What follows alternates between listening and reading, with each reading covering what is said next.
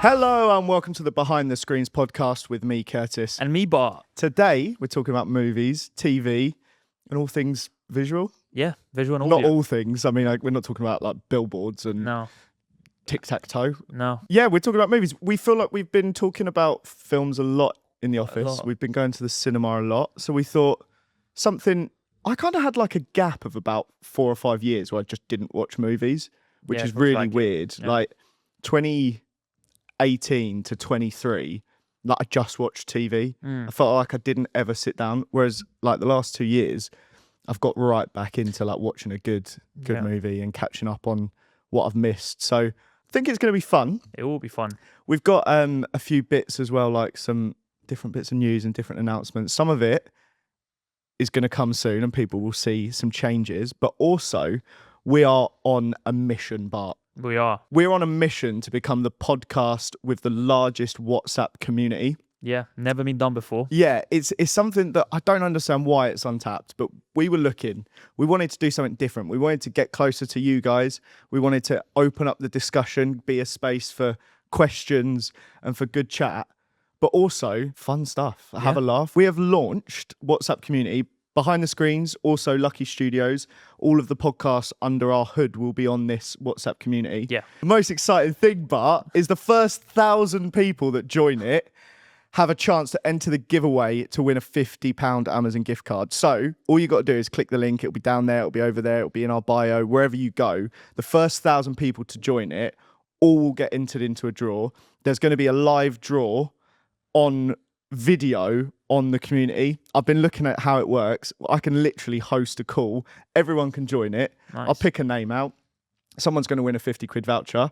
And then there's going to be more stuff down the line. So get involved, join the community.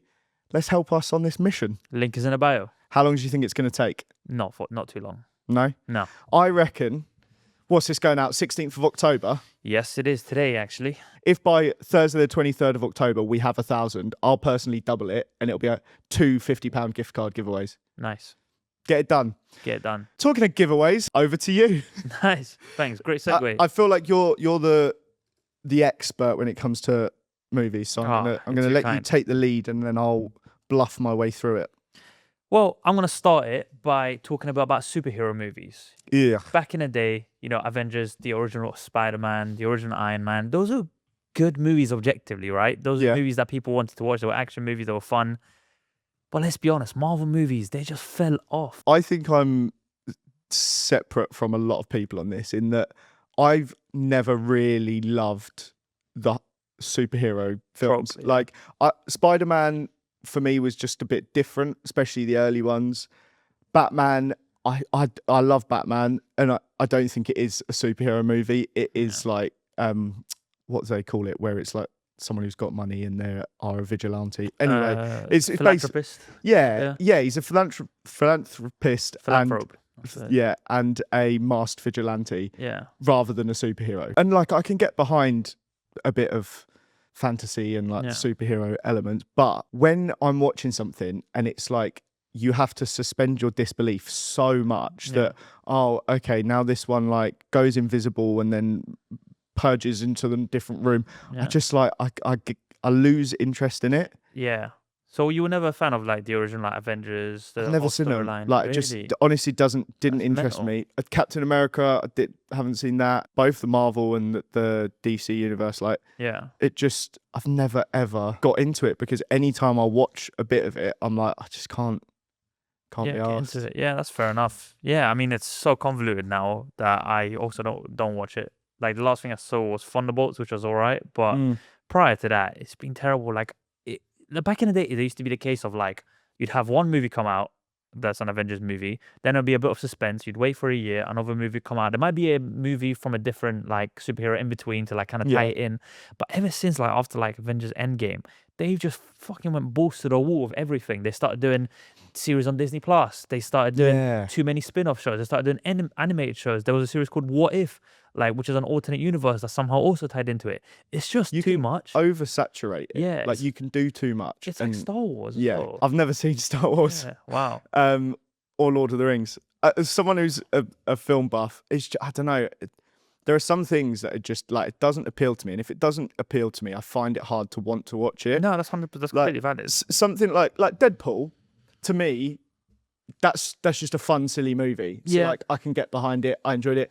I thought the first one was decent. I thought the second one was terrible. Yeah, I think the second was awful. And then the Deadpool versus Wolverine, it was a bit of fun. Like, Yeah, I didn't walk out going that was excellent. it was kind of fan service. Yeah. Have you seen the Spider-Man at all by any chance? Yeah, so I've seen Like have you seen the new ones? I've not seen the newer ones. Right. I think I saw like the Andrew Garfield ones. Yeah, so that's the Amazing and Spider-Man, the Tobey Maguire. the Incredible Spider-Man. Yeah. What's the newest version? Into the Spider-Verse. So that's the animated one, and then you got the Far From Home one, which is with Tom Holland. Which mediocre at most, I would say. Yeah, I've not seen with him. Well, I was gonna say that is though in the last Spider-Man movie with Tom Holland, they did again like a multiverse thing where both Andrew Garfield and Tobey Maguire I remember come out seeing of, that. like, roles.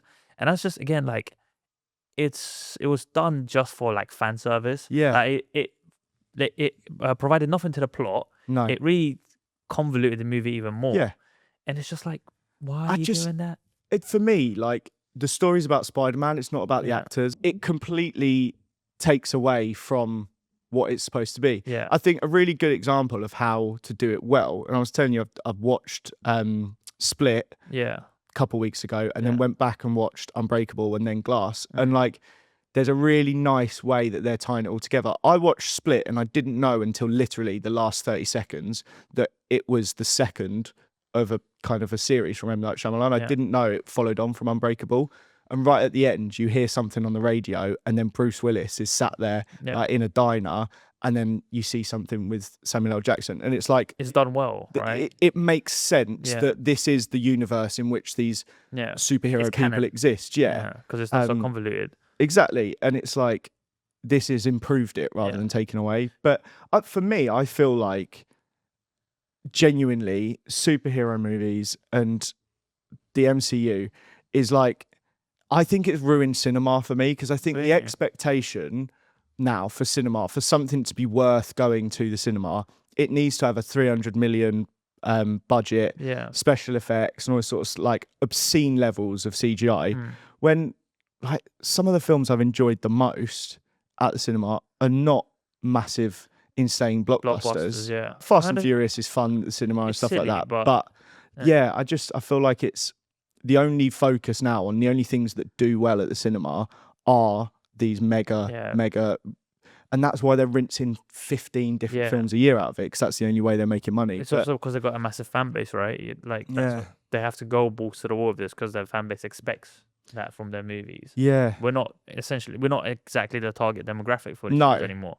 No, and I can appreciate why people do enjoy it. I don't want to like shit on that as a concept. And make sure if you do a clip out of this, you include me saying that I do respect it, because otherwise I'll get abuse. But I mean, it's definitely not going to be in it, and I'm going to have the Marvel fans coming after me. But fair enough that that's where they enjoy. But I just think the money at Hollywood, in Hollywood, is directed to creating and pushing these franchises and not trusting new, exciting pieces of work. I think the only people who really seem to be getting new stuff is the Gaffney brothers. Like, both of them split it off into two and producing like quality stuff is amazing. Like, I've really enjoyed everything they've done. But other than that, like, you rarely see this really shocking new concept from someone new that gets a decent budget. It's not really a thing. Which actually leads me to my other point. Movie reboots. Do you think they are just a nostalgia cash grab? It is a nostalgia cash grab, but I think it depends how it's done. I think they can stand alone in their own right if it's a reboot that has a new story. Like, I didn't go and see it, but when I saw Freakier Friday advertised, like, genuinely that excited me, and I will watch that at some point, because Freaky Friday was quality. It was great. And if I'd seen a random poster with Lindsay Lohan and Jamie Lee Curtis. If I'd seen a poster with the pair of them on it for a random movie, it wouldn't have caught my attention. But seeing the same style, like, I want to go and watch it. I've no idea what the plot is. I know nothing about it. If it's a complete fresh continuation of that world, brilliant. Like, it's going to make people go and watch it. If you are rebooting and remaking something not to the same quality, not with the same like care and touch and love that the first one had, then you are just Yeah, it's like extracting money. this is what I don't know if you've heard about a new Harry Potter reboot. No, So they're rebooting as a series, right? But it's from what I heard, it's going to be the same story, the same plot, just with different actors, and made into a series like that. How does that make sense? What, TV series? Yeah, on HBO. How does that make sense? We've already seen the story, we've read the books. Why not offer us something new from that world? Yeah, I know they've tried it with like Fantastic Beasts and it didn't really work. Then they did the Cursed Child, but I feel like if you're an actual Harry Potter fan, there's so much stuff in the books that you can make spin-offs off of. There's so much lore that you can make it off of. Why are you just capitalizing on the same idea and the same IP and not doing anything new with it? I think they should just let it live. Like, Yeah, it is money. It's purely money. And like, I look at Ricky Gervais's attitude to The Office in that, like, he could have kept making the UK Office for years and years and years and made obscene amounts of money. But he knew once he'd got to the point he'd got to with that show that all of his best ideas were done. yeah. He might have had some other like great episodes, but it would have just been for money. And now it's lauded so much higher because it didn't just go on and on and on. Harry Potter is like arguably one of, if not the biggest, like movie franchise outside of maybe Star Wars and The Avengers stuff. Yeah. I don't think anything that has happened since the last film was made with all of the original cast. I don't think anything has been a success. You can argue that maybe Fantastic Beasts, maybe the first one, like I liked Eddie Redmayne in that. Do you think it was like a mainstream success though, or did it just serve the like really hardcore fans? I think the original one, the first one, was a mainstream success because people were really excited for it, and no one's seen anything from Harry Potter for a while. And then they just went downhill like after that with the other two films. I've seen them, didn't really interest me. The game was good, the Harry Potter game, Hogwarts Legacy. Yeah, I did hear good things. And that's, for me, is completely fine because you're just taking what has been a massive success and you're just providing it and you're making in it a different immersive, medium. Right? Yeah, you're like exactly. letting the player immerse themselves in actual Hogwarts. This is not a gaming podcast. This episode, no, but yeah, it's a big point on like exploiting IP and they've got every possible piece of merchandise to make money off of. Like good.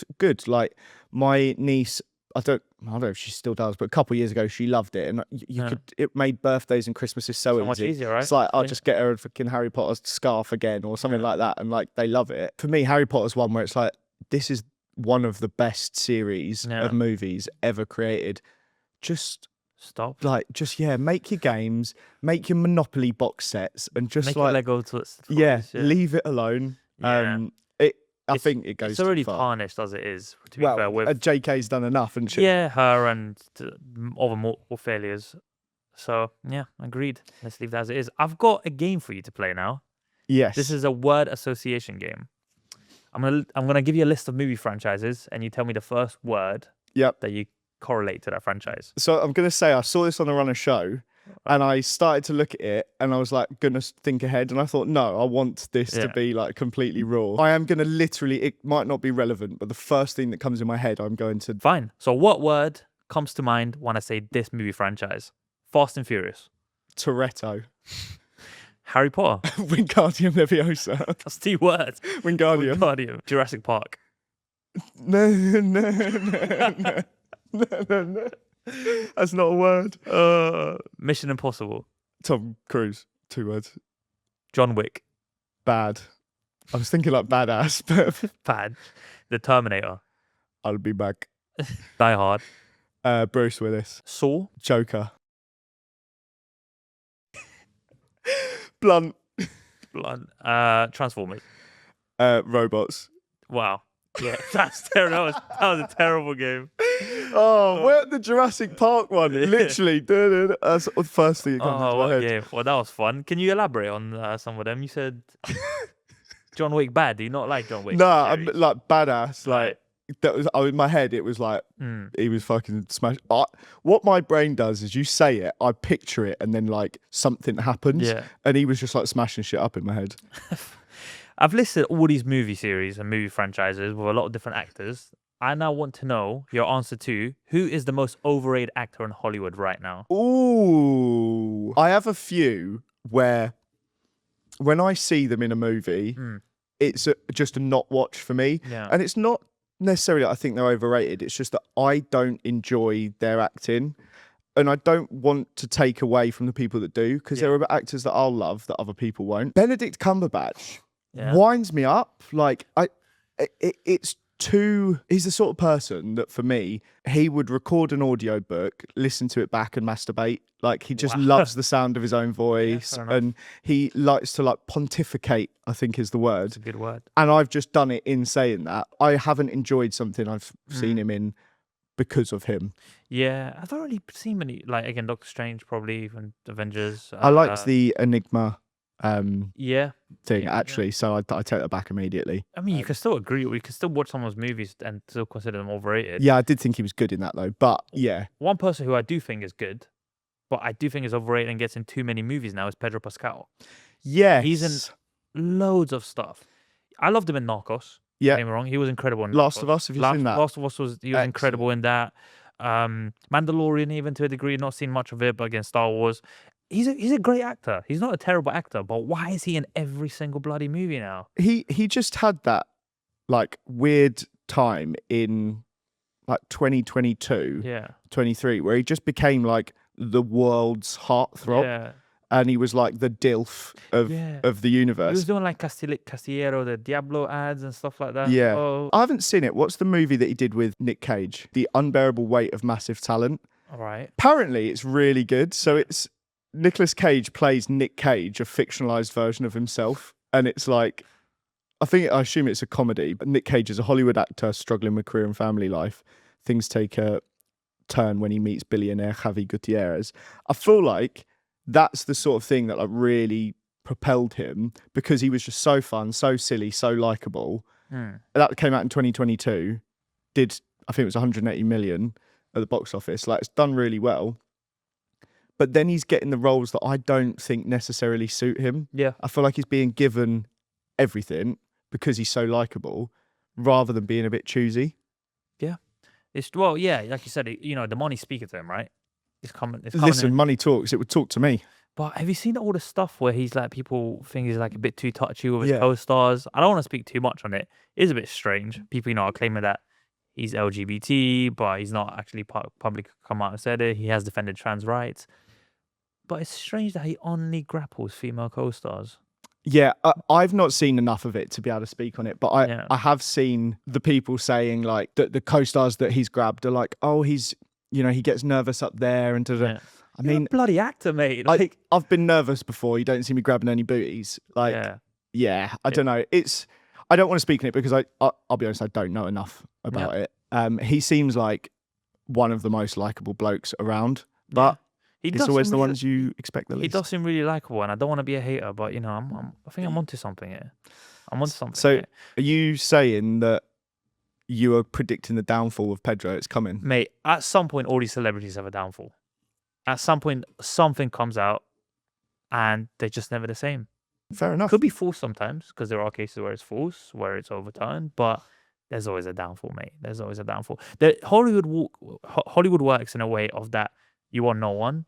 You become an absolute heartthrob to everyone. You're loved by everyone, and it just topples down. And that's just the life cycle of Hollywood. And you usually have to do something to get to that top. And once you're at the top, once you really hit the peak, or the peak of whatever your curve is, once you hit it, if you don't stay there forever, which is impossible to do, as you're down here, you're searching for that and you never get it. And then you turn to God knows what. There are very few actors and celebrities that have made comebacks. We'll speak about that on one of our top 5 clips, which you can find on TikTok. So check us out. That is Behind the Screens podcast on TikTok and Instagram. I think now would be a good time as well for us to take a little break, listen to our sponsors. But just a reminder, if you are watching, listening, wherever you're getting your podcasts, give us a rating on Spotify. Helps so much. 5 stars on any platform, wherever you get your pods, is massively appreciated. And obviously go check us out on socials if you haven't already. And join the BTS WhatsApp community. Yes, we'll see you right after these ads. Welcome back to Behind the Screens podcast, movies and TV shows episode.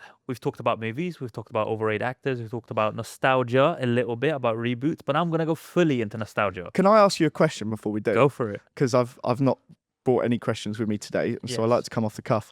If you could play any role in any movie, you only get to play one role. You don't get paid for it. You just get to do it, and you get the critical acclaim or the abuse if you're terrible. Yeah. What would you play? I'm going to go the safe route, and I'll probably just play in a superhero movie because they just seem to do really well. And I'll be like a cool, kind of like edgy teenage superhero, heartthrob, like, all the girls who have posters of me posted up in the rooms. You'll have to hit the gym for that, mate. I've been hitting the gym. I would just get all the toys, all the merchandise. I'll get royalties off that. It'll be great. No, Probably at some point, I can't make money off that, but then I'll go into the route of like, he's fallen off. He's doing hard drugs now. He's spotted doing heroin. Probably spin off into a rap group. So you're in the Marvel universe just for the heroin. Yeah. Fair enough. I was going to say I'll play Marley from Marley and Me. What, the Doc? Doc is dead. Can I put a spin on this question? Yeah, go on. Okay. Predict what I would be in a movie, and I have to predict that for you as well. So should I start, or do you want to start? Go on, you start, because I feel like you've got something. So I'm casting you in a role here, right? I'm thinking like a successful businessman, ladies man. No, this is gonna be like an A24 film, so like art style, kind of like indie, independent. Yeah, right. Okay, interesting that's what you see me for. But opening actor. I'm wearing a quarter zip barber. Yeah. That's not very artsy, is it? A lot of these actors, they just pretend to be from the working class and pretend to be poor. So, A24 film, you are a divorced dad living in Scunthorpe, trying to make it out there as a refrigerator salesman, inherited from your dad's family business. You just found out your daughter has cancer and she only has 6 months to live, and you go on a wild trip around the Irish Peninsula to rekindle your relationship with your daughter, which has been lost over time. Do you say around the Irish Peninsula? Yeah. Firstly, wow. I could have a family fridge freezer, of course. Fridge freezer, of course. I would be known as... No, see, you wouldn't be known as anything because you just inherited it from your dad. This is a struggling business. No, but my dad was more successful, and then he started to lose his mind, and then gave it to me. Yeah. So he was the Iceman. Yeah. Whereas I was just like chiller boy. Yeah. And like chiller boy. I just went around telling everyone to like cool down. And that's the title of the movie, Chiller Boy. Chiller Boy. And I meet Vanilla Ice somewhere. Can I do a scunny accent? Is there an accent? Well, it's just like Leeds Northern. I mean, I do it all the time, but now that I'm on the spot, I can't do it. Yeah. You would be knowing like a Spider-Man movie, you've got the main villain, and then you've got like one of his goons, and then like one of them also turns into like a second villain where they get ideas like they've learnt from the villain, but they want to like try and do it a bit differently. They disagree with the villain, but they still hate Spider-Man. And you would wear exactly what you're wearing now, and you'd try to get Spider-Man and then fail miserably and like have a big part in the movie. Yeah. But you would be an unsuccessful villain. Yeah. So there's spin-off potential there. And obviously European. Like they've always got a bit of an accent. So yeah, you might get a spin-off. You might if you're really lucky. Maybe a little comic book or something. Yeah. Nice you'd be drawn with like a Polish flag here, like in not engraved, in embroidered. That's what I was looking for. Embroidered into your jumper, and nice. Love that. You'd be Spider-Man's enemy. You'd always be wearing skis, and you'd be called Polski. Sure, fine. That was a fun little segment. Oh god. Gonna try and bring this back down to earth again. We're gonna talk about nostalgic TV shows. I feel like me and you grew up at the same time. There's a 3-year difference, so we kind of grew up on the same shows. Maybe, but I watched a bit more like Disney XD, whilst you didn't, or whatever. Yeah, I never really did Disney. Yeah. So you never really did Disney. What did you do? What's one childhood show that defined you and your generation? Depends on the age. Like, I'm going to literally talk you through my childhood timeline, yeah. So it was like, when I was like young, I would watch a lot with my dad, Tom and Jerry. Yeah. And The Simpsons. Yeah. And that was like a good foundation for me. VHS or on TV? No, we had, for a period of time, between like the ages of 4 and about 8 or 9, before like the recession hit, we had Sky. Whoa. But then it was like Sky got knocked on the head for a bit. So Tom and Jerry, Simpsons, and then it was like, right, I'm just not watching it necessarily with my dad now. SpongeBob, Drake and Josh, Drake and Josh. iCarly, fucking love that iCarly, show. goated. Fairly Odd Parents, Ed, That Ed was and Eddie. Yeah. They were Oh, class. Ed and Eddie, man. I loved Ed, Ed and Eddie. Ed and Eddie was so good. That was like, I actually watched like a video essay on the way it's made, and it's so clever. Like they have an orchestra playing behind to do all the like you never really notice it, but you know whenever there's like a sound effect, it's actually an actual orchestra playing behind them doing all the sound effects, and like just the art style itself. I've not seen a series with that art style like ever since. And like cartoons have like, not that I watch cartoons, but I feel like they have gotten boring. Like you don't see that. You don't see that level of dedication. As someone who watches kids' cartoons all the time, Yeah, I have a child. It's not just weird. They are, especially like the younger years ones, I don't remember them being anywhere near as bad as they are now. The only thing that's watchable, and I actually quite like it, is Bluey. I knew you were gonna say Bluey. Yeah, it's really sweet. It's really lovely, but also like it's not babyfied. No. Like they're teaching them how to deal with emotions, and every like episode has such a quality undertone, but not at any point can you tell, unless you think about it, that it's teaching you about it. It's really clever. So many shows, I think, are dumbed down beyond belief. Yeah. Like, my daughter is 5 years old and she's fucking intelligent. And if it's brain rot, like the Mr. Tumble and all that sort of stuff. It's like, I actually think it's negative for kids to be like, hello, how are you today? Yeah. Like, come on, man. Yeah. I think it's just absolute tripe. But yeah, Bluey's really, really good. It's great. Yeah, and it's good. Like even adults can watch it.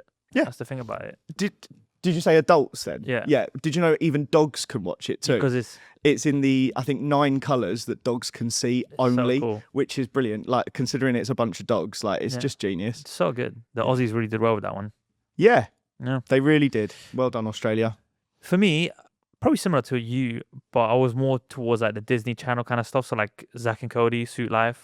That was really, really good. Suit Life on Deck afterwards. I think I like just was on the end of that. So like I do remember watching it, and also I had a younger sister as well, so I had to watch a lot of Hannah Montana. Yeah, so I was the youngest. Like so like the middle sister was a bit of Miley Cyrus, and there was something else as well that she'd watch. But I feel like where I was the youngest, it's like no one else was still watching it. So those were some good shows. Again, Ed and Eddie, like you said, Powerpuff Girls. Yeah, enjoyed that. Samurai Jack.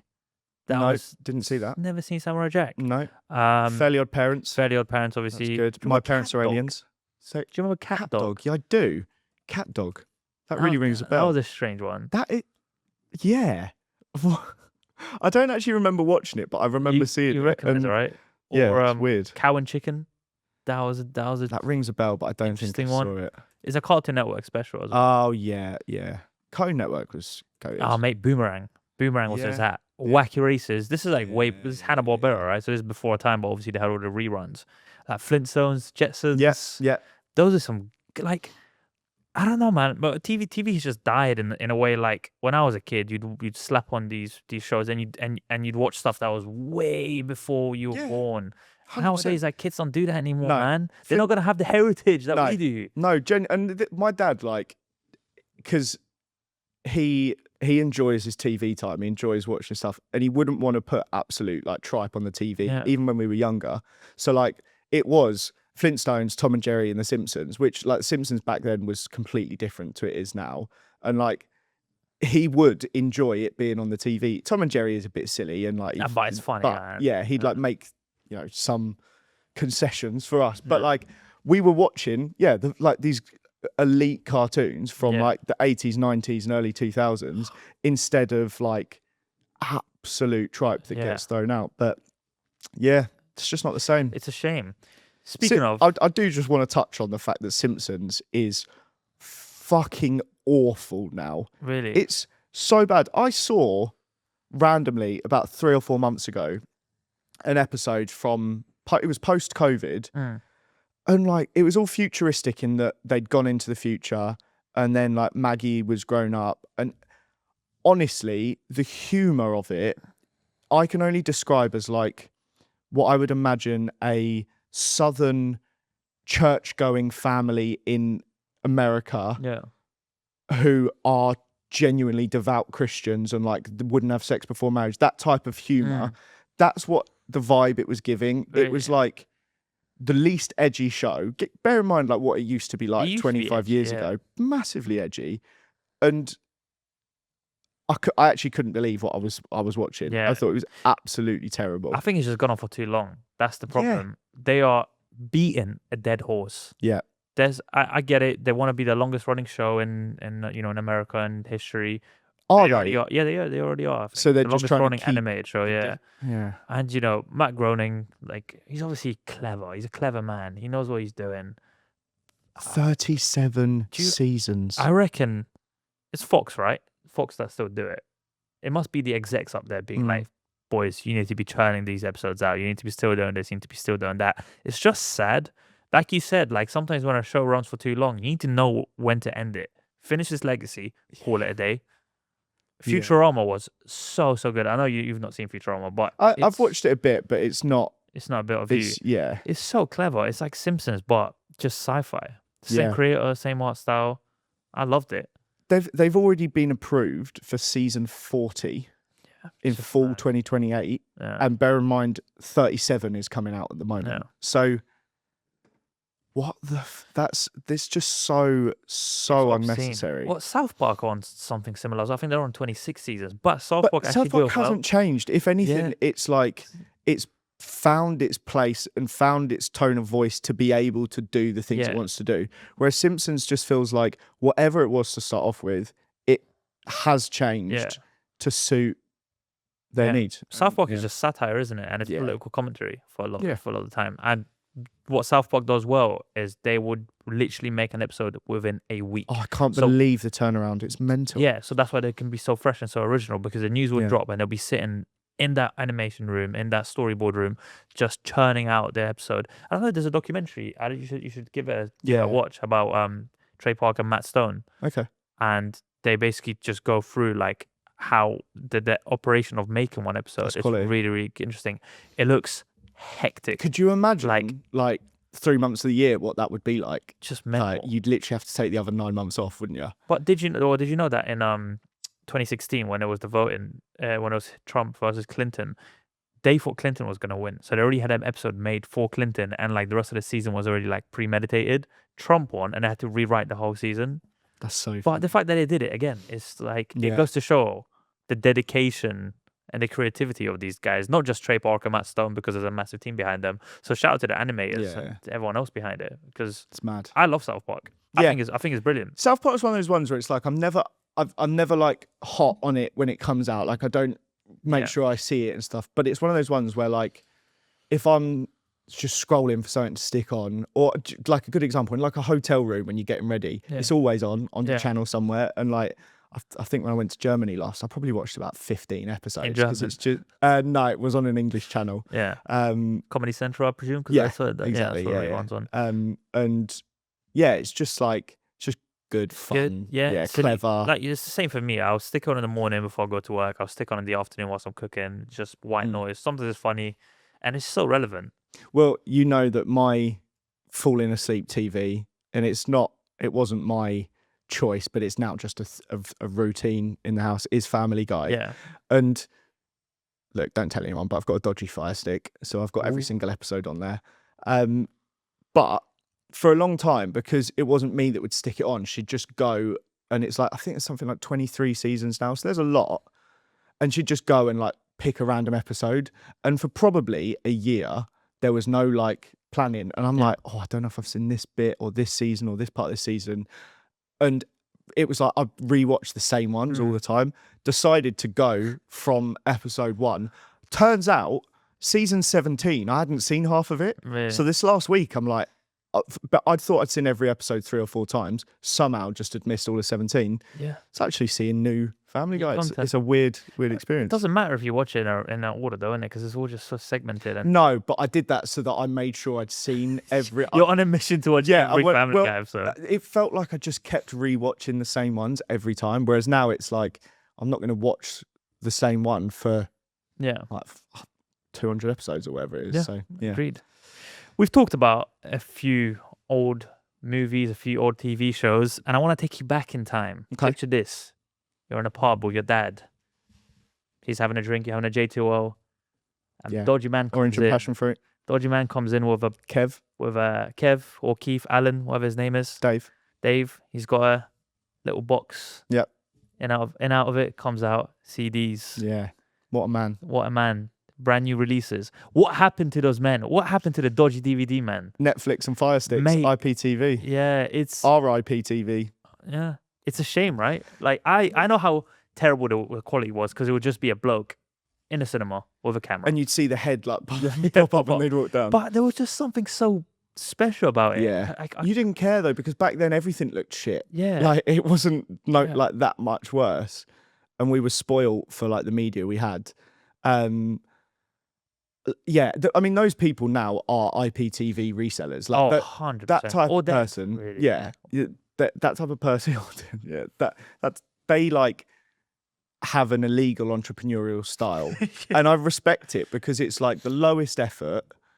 You're not harming anyone, and you're making a bit of cash. That's what IPTV reselling is. Yeah. And I know some people very closely that do that. And I know for a fact he would have sold DVDs if he was old enough at the time, like to be 100%. doing that. It's the same people who sold sweets in school. It's the same, like it's a hustle mentality. It's exactly. I think you're right. Though. I think it's fine to be done IPTV because streaming services cost way too much as it is. Yeah, let's hope Netflix, Disney. I didn't name any services. No, but if they want to sponsor us and we're chatting about IPTV, maybe we don't. No, I'll keep it in. Whatever. IPTV is class though. No, I hate IPTV. IPTV is terrible, man. It means I'm paying for television. Yeah, for television. The F is silent. Do you pay your TV license? Can I say this? Yes, I do. Of course I pay. No, I don't pay for my TV license. I pay, again, it's silly. I don't have TV. I don't have terrestrial TV plumbed in. Neither do I. And I don't watch on iPlayer. The only thing is occasionally I listen to Radio 1, but not at home. So yeah, I think I'm fine. I've told them that that's the case and they don't harass me. My mum still pays for it and she doesn't even have British TV. I actually think it's a disgrace. Yeah. Especially given the impartiality that seems to have found itself within the BBC. Why don't you just take out my taxes? Why do I have to pay a license? No, why does it have to exist at all if it's not going to be impartial? Like, don't be paying. Like, what gives them a right to get a fee? It is a tax because you have to pay it. You basically can't avoid it. You have people knocking at your door and you have to prove that you don't want it. Imagine Spotify. You have to prove you don't listen to Spotify. Well, you don't have to let them in. You do that, all right? Yeah, no, they of actually course. Legally they can't come in. But that's what they do. They prey on the old people and they prey on the vulnerable and they hound them and they threaten them. Those letters, they look so threatening when they come in. And notice you're like, oh my god, what the fuck? Have I not paid my council tax? And this is supposed to be the British broadcasting company. It has lost its way. Yeah. It used to create some of the best television. Oh, yeah. Now, other than Match of the Day, I don't know what anyone would watch on it. What Traitors are good, I guess. Is that BBC, is it? Yeah, BBC. Okay. The new Alan Partridge stuff, that's BBC.